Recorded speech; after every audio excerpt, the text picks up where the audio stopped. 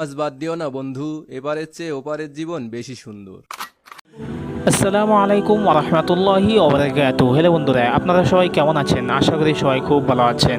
বন্ধুরা, আপনারা কি জানেন গাদা ও মোরগ কেন ডাক দেয় এবং ওই সময় কী দোয়া পড়তে হয়? তো চলুন জেনে আসি।